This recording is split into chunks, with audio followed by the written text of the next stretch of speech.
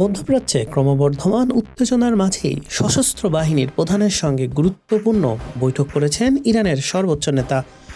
একদিকে যুদ্ধের প্রস্তুতি, অন্যদিকে যুক্তরাষ্ট্রের শান্তি চুক্তির প্রস্তাব, সব মিলিয়ে তেহরানের অবস্থান এখন বেশ কৌশলী।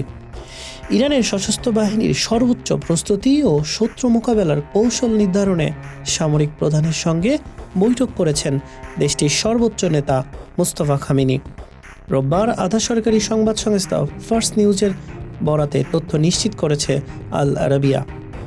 বৈঠকে সামরিক অভিযান পরিচালনা এবং সম্ভাব্য শত্রুদের কঠোরভাবে দমনের বিষয়ে সশস্ত্র বাহিনীকে দিক নির্দেশনা দিয়েছেন তিনি।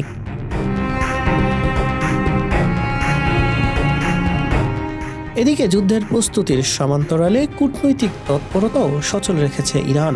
বার্তা সংস্থা এএফপি জানিয়েছে, শান্তি চুক্তির জন্য যুক্তরাষ্ট্রের দেওয়া সর্বশেষ প্রস্তাবের জবাব দিয়েছে তেহরান। এই প্রক্রিয়ায় মধ্যস্থকারী হিসেবে কাজ করছে পাকিস্তান।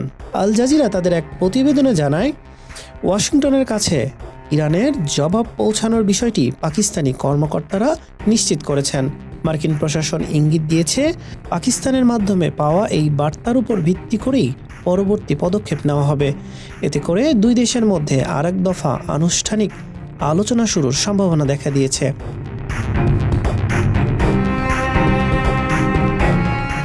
সশস্ত্র বাহিনীর সঙ্গে বৈঠকে ইরানের সামরিক বাহিনীর খাতাম আল আম্বিয়া সেন্ট্রাল হেডকোয়ার্টার্সের কমান্ডার আলী আবদুল্লাহি জানান, মার্কিন যুক্তরাষ্ট্র ও ইসরায়েলি বাহিনী যে কোনো ধরনের উস্কানি বা পদক্ষেপ মোকাবেলায় ইরানের সশস্ত্র বাহিনী এখন সম্পূর্ণ প্রস্তুত।